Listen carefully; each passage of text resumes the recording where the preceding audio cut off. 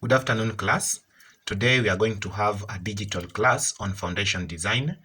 And in case you have any question, feel free to pause the video and ask that question during the class time. You can WhatsApp, you can text, you can even call if you wish to. So let us start right away. Foundation design.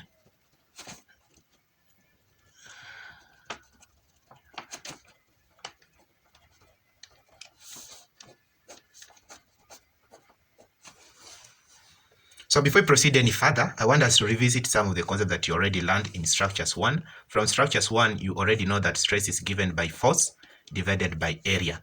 This concept shall be applied also when you are designing for foundation, because area will be very important. Remember, if I can draw here a very simplified example of foundation, I have my column there, I have this foundation underneath it, what we call the column footing.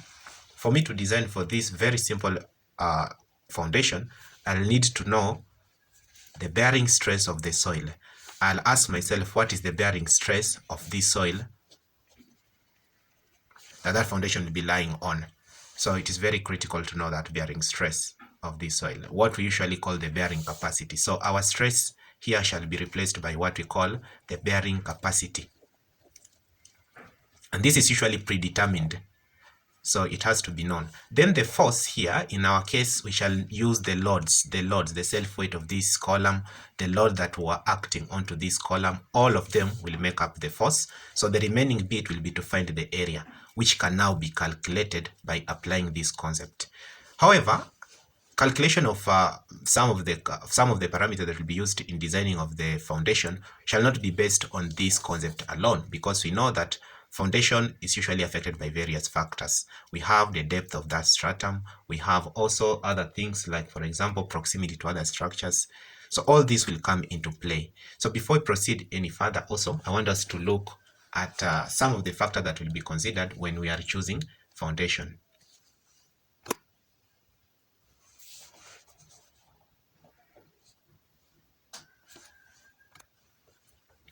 So the choice of foundation type will depend on various factors. The first one, you will need to know the depth of your suitable stratum. So depth of the suitable stratum is the first factor.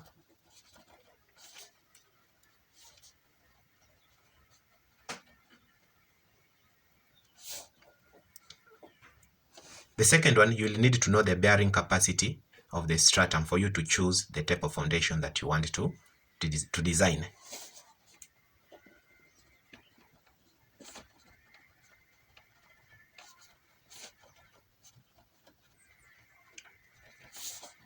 The third bit, or the third factor, you need to know the proximity to other structures. Proximity.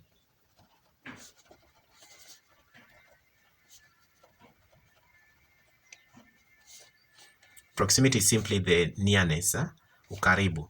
How far or how near is it to other structures?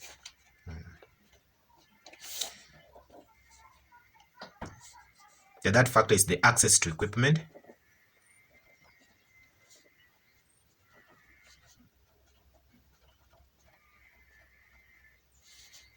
Equipment and machines. So access to equipment and machines. Equipment does not have plural. That is English. So let us proceed.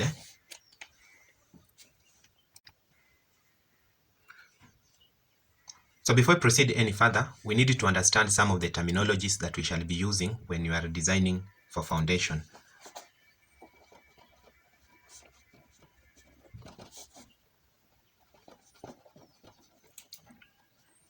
So you need to understand the thickness. What is the thickness of your structure? Thickness.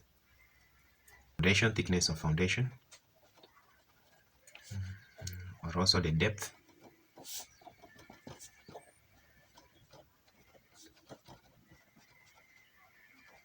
The length or the breadth.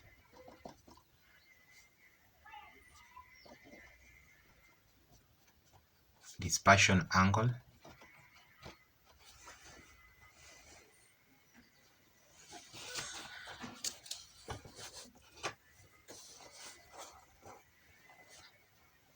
I can demonstrate all this by use of a simplified example, a simplified diagram. of foundation.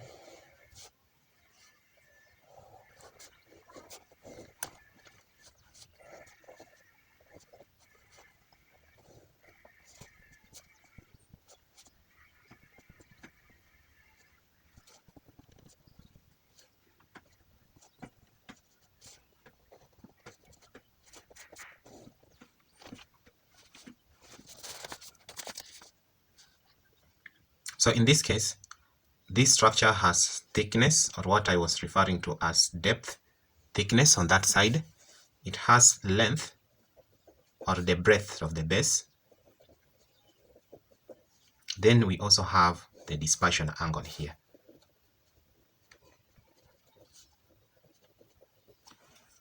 The dispersion angle, maybe if I can explain something here, dispersion angle refers to that angle that demarcates the area under which influence of loads will be acting. So we assume that maybe the influence of load will be acting 45 degrees from the horizontal line on the base.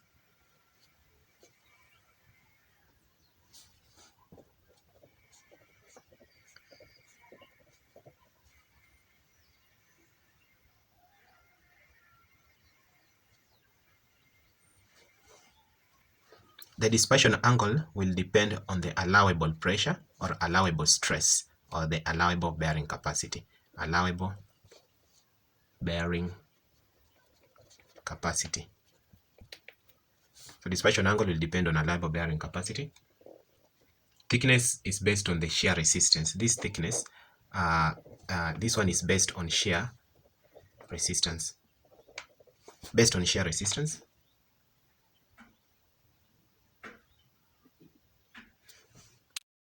Later on, we shall do a simple example on foundation design, but before we move into that, I want you to consider this. Consider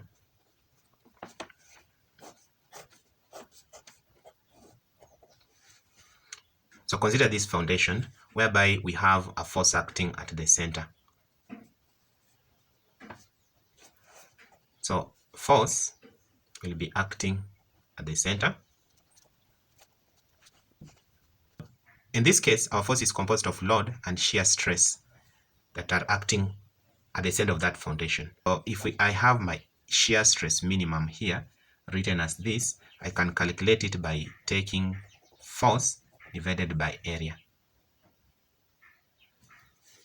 So shear stress can be given by force divided by area, and because we are applying the concept of limit states design, this formula will be used in the calculation of that stress, whereby E is given by E max plus or minus E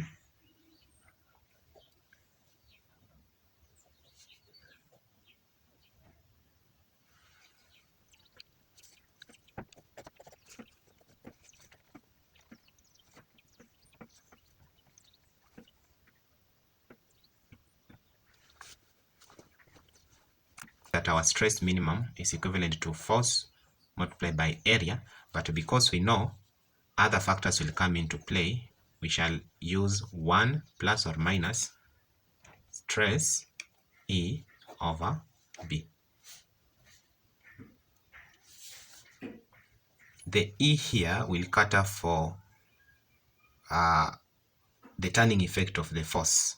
So we shall use E being given by E maximum plus or minus E By plus or minus Bpx. Remember, our design principle shall follow elastic design limit principles.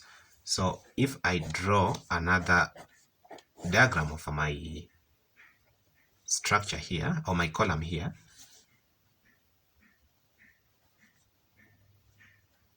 if this is my E, then this will be my X and this is my Y.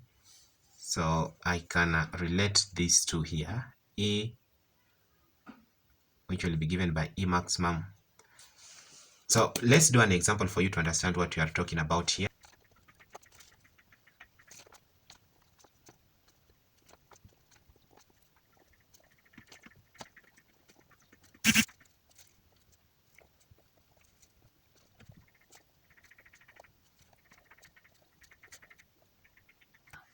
So the question requires you to design for column footing, and you've been given the following data, and also you've also been given the area of that column as 400 by 300 millimeter. Mixed proportion has been given as 1 to ratio 2 to ratio 4. We have the soil bearing capacity as 200 kilonewton per meter squared, and in this case, mild steel bars have been used as reinforcement. The modular ratio has also been given there as 15. So how do we go about in solving? So how do we go about in finding solution for this question?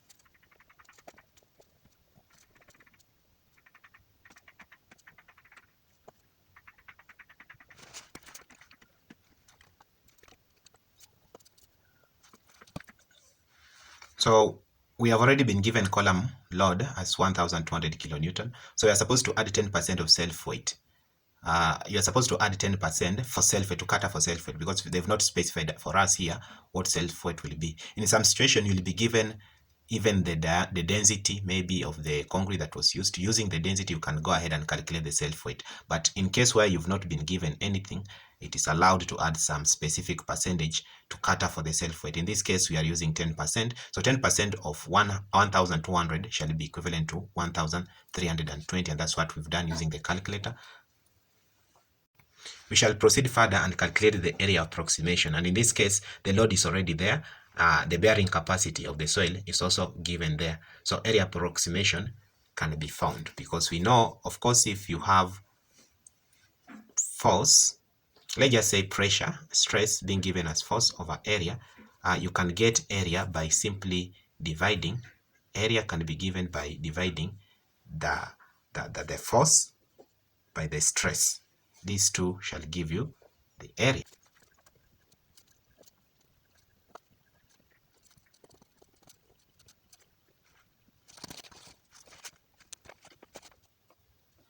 So if this is our foundation, the column footing shall be this part, and the area that we've just calculated, 6.6, will be this part here. So you can go ahead and calculate the dimensions of this base. Length multiplied by base shall give you the area, and that means that 6.6 meters squared can be used now to reverse calculate these two parameters, length and base. So in this case, we already know that length multiplied by b is equivalent to 6.6 meters squared. That is what we already know. But remember, we were already given the footing here. We were given the column. Remember, we were already given the column dimension as 400 by 300 millimeters. So if we transfer that one into this diagram that I've just drawn here, this is our column. So the dimension of the columns will be 400 by 300. Remember that you are looking at this foundation from a plan view. It's like a plan view. You are looking from the top part. So 400 by 300. If we apply the concept of similarity, 400 over L is equivalent to 300 over B. So what will be the values of B and L? So we go ahead and find now the value of B in terms of L, so that we have the same.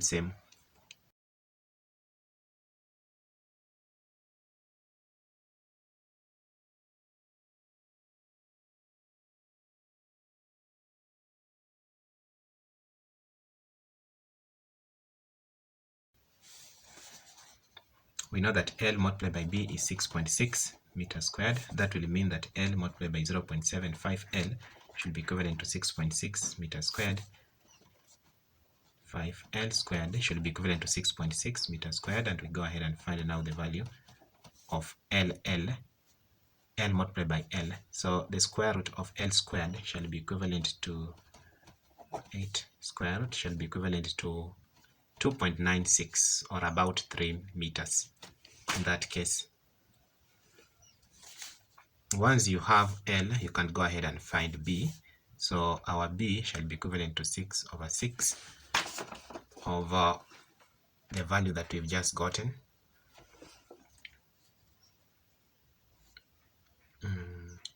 Our B shall be equivalent, our B shall be equivalent to 0.75 multiplied by L, which is 3.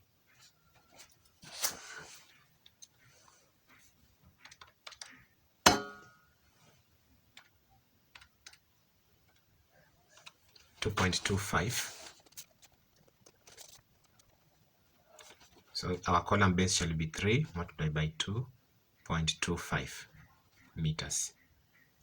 You can just decide to approximate it to 3 by 2.2 meters.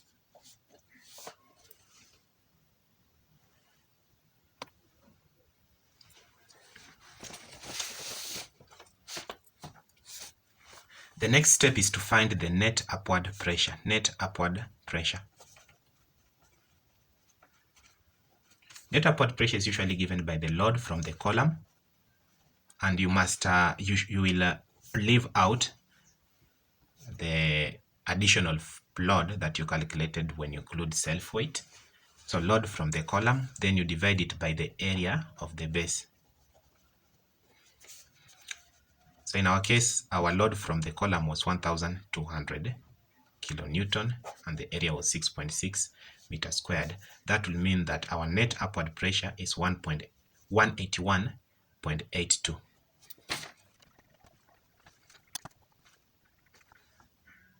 So the next step will be to calculate the depth required to resist bending. What will be the depth required to resist bending?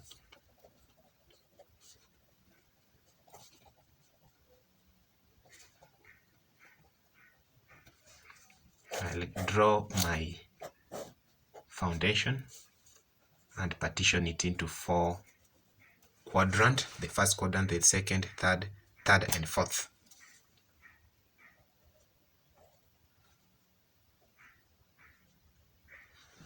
Our column, the dimension of our column are 400 by 300. So I'll use here 0.4 and 0.3 because I've converted them back into meters. I'll name this part as D. This will be my Y. This will be my A. The whole of this part, we have determined the whole of this part as 3. We used 3. We determined it as 3. So our length is 3. Also, we determined our breadth to be 2.2 meters. I have to indicate them there clearly so that they help you when it comes to calculations. So if I take half of my length and subtract half of my column length, what will I be getting? I'll get 1.3, and this is what I'm going to use as A. So A will be 1.3. So as I was saying, if you take half of 2.2, then you subtract half of 0.3, you'll get 0.95, which is going to be our B. So let us see how we are going to apply that in the formula. When our aim here is to calculate the moment about this axis XX. And to do that, you'll need to have all these values. So I'll ask myself, how do I calculate the moment about XX?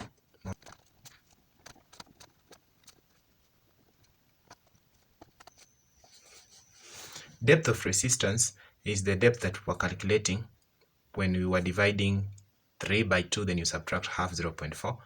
That is now the depth of resistance. According to elastic limit design, that's how we get the values of A and B. So we already know the area. You can take 2.2 multiplied by 1.3 to get now that area.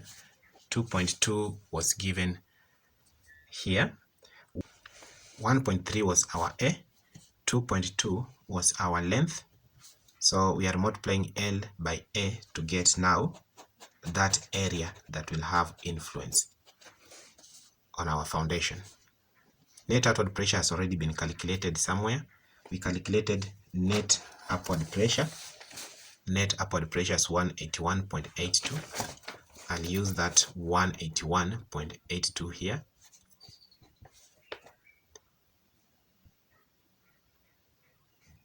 Then depth of YY axis. So 1.3 divided by 2 will give us depth of resistance. And everything, when they've been multiplied here, everything will give you 338.003 kilonewton meter. That will be our first moment about point XX.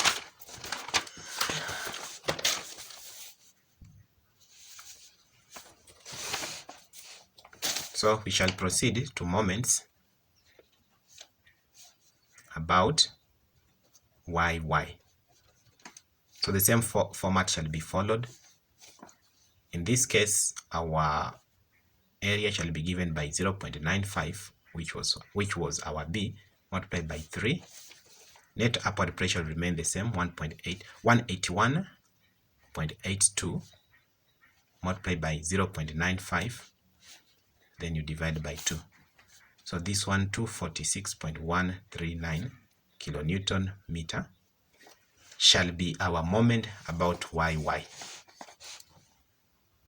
So remember, our design concept here follow the principle of elastic limit design, and for that reason we shall require elastic constant.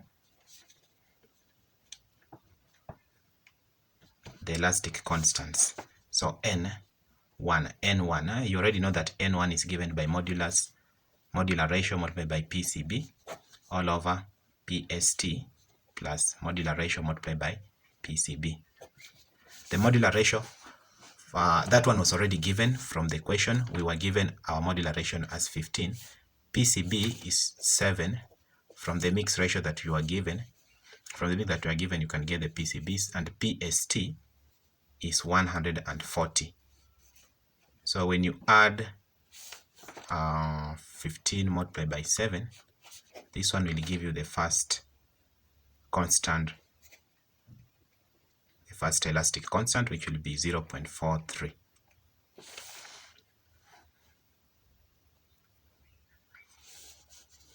A1 shall be given by 1 minus N1 over 3. So this will be 1 minus 0.43, which is 0.86. We have K. K will be given by PCB multiplied by A1 N1. And that means that 7 over 2 multiplied by 0.86 that we have already determined multiplied by 0.43 that we already got will give us our K, which is 1.2. D1 will be given by maximum moment divided by KB. We already calculated our M max as 338,003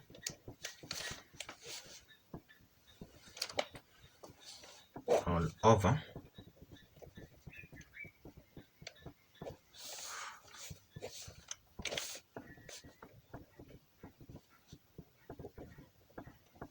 that one will be our depth 1, D1.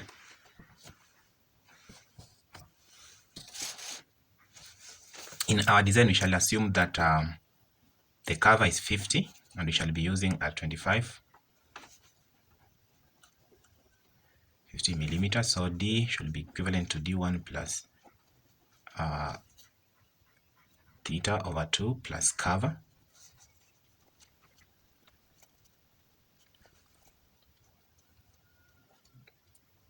And that's how we are going to adjust our D1. We know that 345.11 plus 25 over 2 plus 50 will give you the approximate D, the approximate value of D.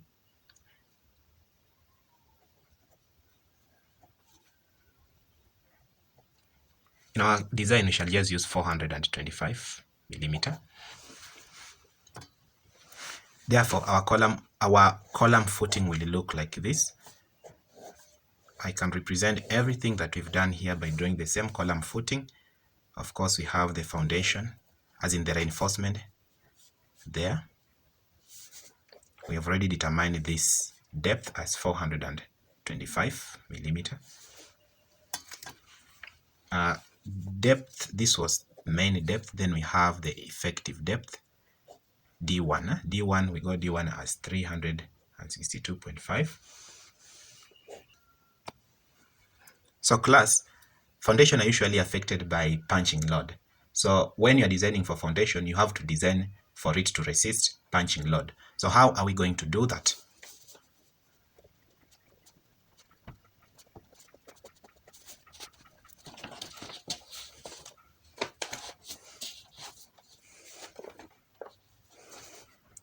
Punching load is normally given by punching load, or you just take the applied load, 1000, in our case it was 1200, the load that was applied on the column, then you subtract 0.4 multiplied by 0.3 multiplied by 181.82. If you check this one clearly, you realize that you are multiplying by stress. So that one will be giving you force, or the load.